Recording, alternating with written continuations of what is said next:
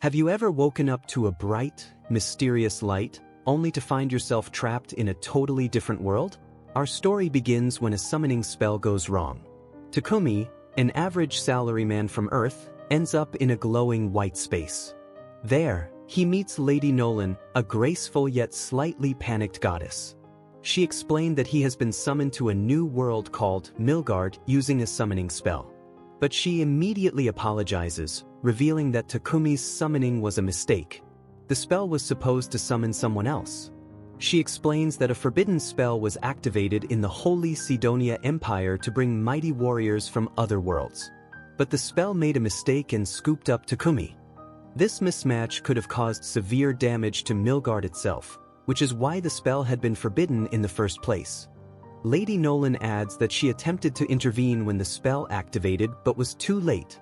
While the actual targets of the spell arrived in the Holy Sidonia Empire, Takumi demands to be sent back to his original world, but Lady Nolan regretfully informs him that this is no longer possible. His body has already been altered to exist in Milgard. Now, he only exists in the form of soul and she can't send him back to Earth. Instead, Lady Nolan offers to help him start over in Milgard, providing her blessing as a form of support. While Takumi is hesitant, Lady Nolan tries to excite him by comparing the situation to games, novels, and anime he might be familiar with.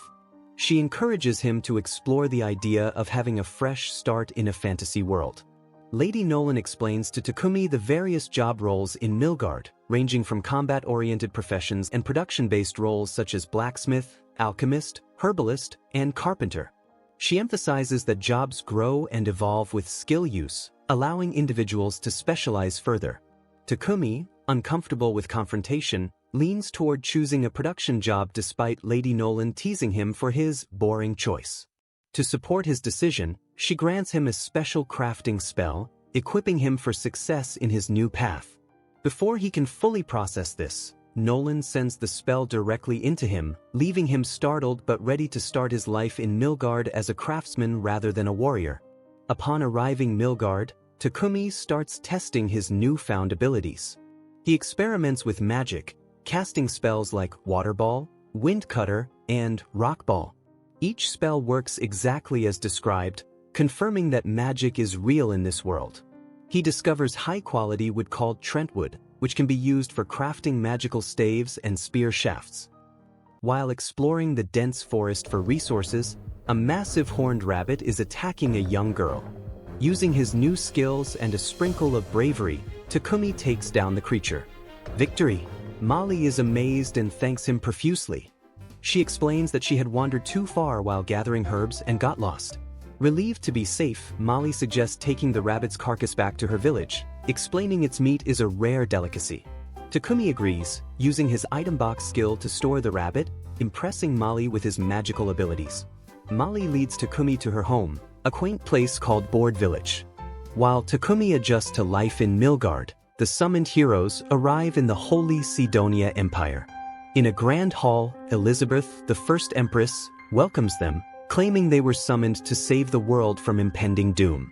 Her vague explanations leave the group uneasy, especially after Akane demands answers. Despite Elizabeth's calm reassurances, the heroes sense something isn't right, setting the stage for a perilous journey filled with doubt and danger. Meanwhile, Takumi reaches the village with Molly, where her parents express their gratitude for saving her. Takumi asks if he can stay in the village for a while, and they gladly accept him. Molly's parents introduce Takumi to the local blacksmith, who tells him about the village's surroundings. The forests are rich with medicinal herbs, and there's also a natural mine nearby, making the village an excellent spot for craftsmen. Takumi is excited to hear this. However, Molly's parents mention that there is no inn in the village for him to stay in. The blacksmith insists they can build him a house quickly. The villagers gather and take Takumi to a vacant lot. Using his earth magic, he flattens the ground, which consumes most of his mana and gives him a migraine. The villagers are amazed by his magical abilities, as magic users are quite rare. They work together to build him a house, and Takumi, despite his exhaustion, uses his carpentry and blacksmithing skills to create furniture for himself. Once his house is complete, Takumi fiddles with his status window and changes his job from a warrior to an alchemist. With his new role as an alchemist, Takumi focuses on the ores. He has copper, iron, and silver ores, along with magic iron or that can store mana. Takumi begins removing impurities from the ores using magic. He doesn't need a furnace or traditional tools. His magic does the work of refining the metals. However, this process consumes a significant amount of mana. Takumi's excitement keeps him going, but he eventually overuses his mana and collapses from exhaustion. Molly comes to check on him and finds him passed out on the floor. She calls her parents, who scold Takumi for overexerting himself. They give him a mana-restoring potion. The next day, Molly and her mother keep a close eye on him to ensure he doesn't overdo it again. Despite this, Takumi manages to refine more metals over the following days, creating utensils and other tools for himself. His alchemy skills level up, and in his free time, he helps the village blacksmith craft high-quality weapons using magic, which also levels up his blacksmith job class. Takumi approaches Molly's father and asks to borrow some potions so he can try replicating their recipes. Molly's father allows him to take some basic potions and encourages Takumi to sell the potions he creates back to him later. Takumi begins experimenting with potion crafting, combining various ingredients to create unique concoctions. As he works on his magic blue creations, Takumi notices a difference in the potion colors compared to the originals and realizes the mana in the water he conjures is affecting the results. Determined to improve his skills, he decides to gain poison resistance by eating small amounts of poisonous plants and purifying the toxins in his body using magic. This method is risky, leaving him temporarily incapacitated as he recovers from particularly dangerous plants, but it successfully raises his purification magic level. While foraging in the forest, Takumi is suddenly attacked by a giant armored boar. The creature's massive size and strength overwhelm him, and his spear shatters on impact. Dodging its attacks, Takumi tries using magic, but his spells barely leave a scratch on the boar. As he retreats, Takumi spots an injured poisonous spider nearby. Initially, he fears he might have to fight both creatures, but the spider surprises him by leaping onto the boar's face, distracting it. The boar slamming into trees to shake off the spider. Seeing an opportunity, Takumi comes up with a risky plan. As the boar charges at him again, Takumi leaps toward it and uses his alchemy skill to decompose the boar's brain, killing it instantly. Exhausted, he approaches the injured spider and heals its wounds as a gesture of thanks. To his surprise, his system informs him that he has tamed the spider. At first, Takumi is shocked and unsure about keeping a poisonous spider as a pet, but the creature looks at him with pleading eyes. Reluctantly, he accepts it and names the spider Maple, inspired by the design on its back. The name triggers an evolution, and Maple gains the ability to speak. When Takumi returns to the village with Maple, the villagers are terrified. They are even more shocked to learn that Takumi has tamed an insect, as insects are notoriously difficult to tame. Takumi reassures them that Maple is harmless and shifts their focus to the giant boar he brought back. The villagers are amazed by his feat and throw a celebration that night to enjoy the boar's meat. During the feast, Molly's dad hands Takumi valuable materials from the boar, encouraging him to head to the city to sell them for a great profit, noting that someone as talented as him shouldn't remain confined to a small village. Meanwhile, Lady Nolan watches Takumi's growth from above, feeling proud of his progress. Just then, another goddess appears and questions Nolan about Takumi's significance, pointing out that she not only gave him special powers and a new body but also sent him into the world a year before the Sidonia Empire's summoning spell. Few days later, Takumi waking up to find himself wrapped in sticky, silky threads of spider silk. Maple is clearly the culprit. Takumi has been so busy with his projects lately. Realizing his neglecting Maple, Takumi softens and decides to take a break from his work to spend time with her. Maple's excitement is evident as she leaps at the chance to play together. Martha enters, carrying a plate of food for Takumi. She pauses in surprise at the sight of Takumi tangled in webs. Takumi hurriedly explains that Maple wasn't trying to harm him. Martha's attention shifts to the webbing. She informs Takumi that spider silk is a rare and luxurious material, only nobles can afford it. Takumi experiments with Maple's ability to produce different types of silk. Although initially confused, Maple eventually manages to create elastic silk under Takumi's guidance. Maple becomes an instant celebrity among the village women. She enjoys the attention and tells Takumi that she can't play with him today because she is busy. Takumi resolves to use this time to complete other projects before his impending departure from the village. Takumi had just received his new light leather armor from the village blacksmith when Molly's father approached him unexpectedly. With a serious tone, he asked Takumi when he planned to leave the village. Takumi hadn't even announced his departure yet, but it seemed the villagers already knew he was destined for greater things in the city. They informed him that a merchant from a neighboring city was visiting soon, and they had secured Takumi a spot on his carriage. Overwhelmed by their support, Takumi expressed his heartfelt gratitude to them. Later at home, Takumi encountered Molly's mother about to discard the innards of horned rabbits her husband had hunted that morning. She lamented that although these were the tastiest parts, the village lacked the means to clean and process them properly. Takumi decided to use his rare holy element magic to purify the meat. She advised him to keep this magical ability a secret to avoid drawing dangerous attention. Fueled by a desire to give back to the village that had raised him, Takumi dedicated the next week. He constructed a protective stone wall and installed several hand pumps to ensure a steady water supply. When the merchant finally arrived, the village was better fortified and more self-sufficient, thanks to Takumi's efforts. Panga introduces him to Papek, a trader who will escort him to Bolton. Before departing, Takumi ensures the villagers have enough potions and supplies. During conversation, Papek notices a healing potion in Takumi's possession and requests to inspect it. Intrigued by its clarity and effectiveness, Papek secretly marvels at its exceptional quality and considers the profit potential. Meanwhile, Martha presents him with a specially crafted outfit made from maple silk. Touched by their generosity, Takumi expresses his heartfelt gratitude. Drawing cheers from the villagers who liken him to a superhero, Takumi waves goodbye, vowing to return someday. Although Maple sleeps through the farewell, the journey to Bolton introduces Takumi to Lion Fong, a rank C adventuring party hired as bodyguards. The group's lively banter keeps the mood light, but the journey takes an unexpected turn when they encounter goblins. Lion Fong swiftly deals with the threat, showcasing their combat prowess while Takumi observes from the safety of the carriage. Takumi marvels at their efficiency, realizing the importance of skilled allies in dangerous territories. The rest of the journey passes without incident, and after 3 days, the group reaches the bustling city of Bolton. Takumi is struck by the lively streets filled with merchants hawking their wares. Takumi quickly notices a foul odor in the air, which Papek explains comes from the lack of proper sewage treatment in the common areas. Nobles use magical purification devices, leaving the rest of the city to deal with untreated waste. Takumi's first destination in Bolton is the Adventurers Guild. He registers himself and Maple, officially joining the guild. Receptionist, Hans, explains the process and emphasizes the importance of completing at least one quest a month to maintain active membership.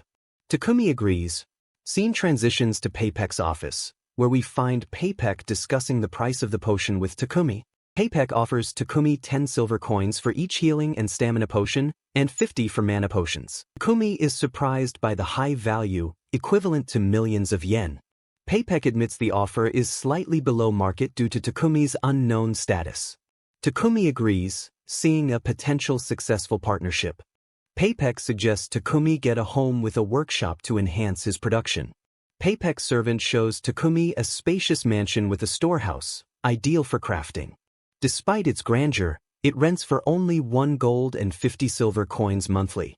Convinced of its value, Takumi decides to establish his new base of operations there. Eager to prove his worth, Takumi tackles Bolton's sanitation issues with using his earth, water, and light magic by creating a prototype toilet featuring a purification system that efficiently breaks down waste and reuses water. Impressed, Papek sees its potential and orders 100 units to enhance city living. Takumi agrees. After the deal is done, Papek advises Takumi that he needs extra hands and suggests taking in a slave instead of hiring workers. Takumi is taken aback by this, but Papek explains that possessing holy magic makes him a target. The church scoops up such magic users to exploit their abilities for profit. Keeping Takumi's powers hidden is crucial. Although Takumi understands the danger, he is reluctant to hire a slave, as he wants to maintain his ethical standards. However, Papek convinces him that it's a practical solution, and reluctantly, Takumi agrees to visit a reputable slave trader. While Papek handles the arrangements inside, Takumi decides to explore the serene garden nearby. As he wanders, he locks eyes with a striking elf girl. Her cold demeanor surprises him when she abruptly tells him to go home. Confused, Takumi tries to understand, but she insists that this place is no environment for someone so innocent, urging him to return to safer grounds. Inside, the owner of the trading company, Mullen, introduces herself to Takumi. Peepak explains that Takumi is hesitant about forming a slave contract, which Mullen understands. She explains that in the kingdom of Barkula, things are different. Here, slave rights are protected, and the rules are clear. Owners must provide food, clothing, and shelter to their slaves, and both parties are forbidden from causing harm to one another. Additional actions not outlined in the contract are also prohibited. Slaves, on the other hand, cannot share information about their owners with others. This system is a stark contrast to what Takumi expected. Mullen further explains that there are various types of contracts. Those who become slaves to repay debts, criminals who choose slavery as a form of reform, and prisoners of war who can earn a place to live through a contract. There are also unfortunate cases where people are forced into slavery by bandits, which is illegal. Peepak suggests that Takumi might prefer a war slave, as their terms include that they cannot be freed without their master's permission. Mullen is curious about Takumi's reasons, and Peepak shares that Takumi is a skilled and talented producer who needs to focus on his work. Takumi is also required to complete quests for the Adventurers Guild and is struggling to manage his daily affairs. Takumi explains that he needs someone to manage his mansion and handle all the housework, as he has many confidential skills and often needs to venture into dangerous areas to gather materials. He would benefit from having someone who can also protect and accompany him on his travels. Mullen understands his needs and decides that Takumi will require 2 slaves. She introduces a girl named Maria, who was kidnapped by bandits as a young child and has no family left. Maria has been trained in reading, writing, and general housekeeping. Takumi describes his mansion, and Maria confidently states she can manage the household by herself. Takumi notices something in Maria's demeanor that makes her question why she is still available. Flustered by the compliment, she clarifies that she can only perform general housekeeping duties. Takumi assures her that's exactly what he needs, and Maria double-checks to confirm that there are no other expectations beyond her role. Satisfied with Takumi's answers, Maria agrees to form a contract with him. Takumi still needed a battle slave for protection and assistance on his quests. Mullen, the owner of the company, hesitated to recommend anyone. However, Maria interrupted, mentioning Sophia, a battle slave she knew was still at the company. Mullen didn't appreciate being contradicted and sent Maria back to her room to pack. Curious about Maria's claim, Takumi asked Mullen if it was true. Mullen admitted that Sophia was indeed there, but quickly added that she didn't think Sophia would be suitable for Takumi due to her various issues. Despite Mullen's reluctance, Takumi insisted on meeting Sophia to see for himself. When Takumi and Mullen reached Sophia's room, Sophia was surprised to recognize Takumi as the boy from the garden earlier. Mullen then shared Sophia's background. She was captured more than 50 years ago during a conflict between the Kingdom of Triera and the Kingdom of Yugur, an elf nation. Elves, explained Mullen, naturally live long lives, which is why Sophia looked so youthful despite her age. Mullen also revealed Sophia's physical challenges. She had a noticeable scar on her ears, and her right hand and left leg were impaired, which hindered her mobility. Additionally, Sophia had lost her ability to use elemental magic, a trait elves are known for, likely due to a curse. Given these conditions, Mullen doubted Sophia's suitability as a battle slave. Still, Takumi wanted to assess the situation himself. He asked for a moment alone with Sophia. Once they were alone, he gently took her face in his hands and looked in her eyes, checking her status without her explicit permission, a method he wasn't fond of but felt necessary. To his surprise, Sophia's attributes were exceptional. Despite her physical limitations and the curse, her underlying potential was outstanding. Convinced of her capabilities, Takumi decided he wanted to help Sophia overcome her challenges. He believed that if the curse could be lifted, she would be an invaluable ally. When Mullen returned, Takumi informed her of his decision to take Sophia under his care. Sophia was hesitant, reminding him of all her flaws, but Takumi reassured her that he was determined to address these issues. Mullen, intrigued by Takumi's confidence and resolve, agreed to finalize the arrangements. Soon after, Mullen prepared the contracts. She used magic to formally bind Takumi, Maria, and Sophia to the agreed terms. With the contracts executed, Maria and Sophia officially became Takumi's slaves. Both expressed their gratitude to Takumi. Maria promised to diligently handle the household tasks, and Sophia vowed to strive to meet his expectations as well. Thus, with determination and new responsibilities, Takumi set out to ensure that both Maria and Sophia could lead better lives while aiding him in his quests and daily affairs. Takumi brought Maria and Sophia to his home, where they were greeted by an unexpected sight, a spider named Maple, which Takumi revealed was his pet. The girls were initially shocked, having never heard of someone keeping a deadly spider as a pet. Their surprise grew when Takumi showed them that they would each have their own room and shared access to a large bath. He explained that a magical device kept the water perpetually clean, so it didn't matter who bathed first. When both the girls were taking bath, Maria expressed her surprise that Mullen had agreed to release Sophia. Normally, Mullen had declined all offers for Sophia, wanting to keep her, but she had made an exception for Takumi. Maria was thrilled for both herself and Sophia, though Sophia harbored concerns. She had noticed that many details, like Takumi's birthplace and lineage, were missing from the contract, hinting that he might be hiding his true identity, which made her uneasy. Later that day, Maria was upset to find Takumi cooking dinner, feeling she should be performing all household duties. Takumi apologized, explaining he only wanted to help since it was her first day. He promised she could take over the chores the next day. Sophia mentioned it was typically considered rude for slaves to eat with their master, but Takumi dismissed the formality, inviting them to join him for meals and insisting they not call him master. Meanwhile, Paypack at the trading company handed over some items Takumi had ordered, which were wrapped carefully due to their delicate nature. On his way home, Takumi noticed a church he hadn't seen before and went inside, finding a statue of the goddess Nolan, who had brought him to this world. Curious about why Nolan had badmouthed Sidonia when she first summoned him, Nolan appeared to explain herself. Nolan clarified that there are two religions in this world, the Church of Creation, which has always worshipped her, and the Church of Divine Light, a later creation promoting a god that Nolan claims doesn't exist. She detailed how the Holy Empire of Sidonia used force to spread the influence of the Church of Divine Light, opposing the Church of Creation. Nolan, disinterested in human conflicts, had allowed Sidonia to use their otherworld as summoning spell, which accidentally brought Takumi to this world. Nolan admitted she disliked bringing up old mistakes, but explained that she had given Takumi a super blessing which would last indefinitely. However, she warned him that as he expanded his influence, the protective aspects of the blessing would diminish. The initial help that made his life easier, meeting friendly people and visiting safe places, would fade, and he'd start facing more challenges and encountering people with malicious intent. Realizing his journey was about to get tougher, Takumi accepted Nolan's warning with resolve. He knew that from now on, things wouldn't be as easy, but he felt prepared to face whatever came his way. 1 year into the future in the Holy Empire of Sidonia, the king learns that the 3 heroes they summoned are training hard.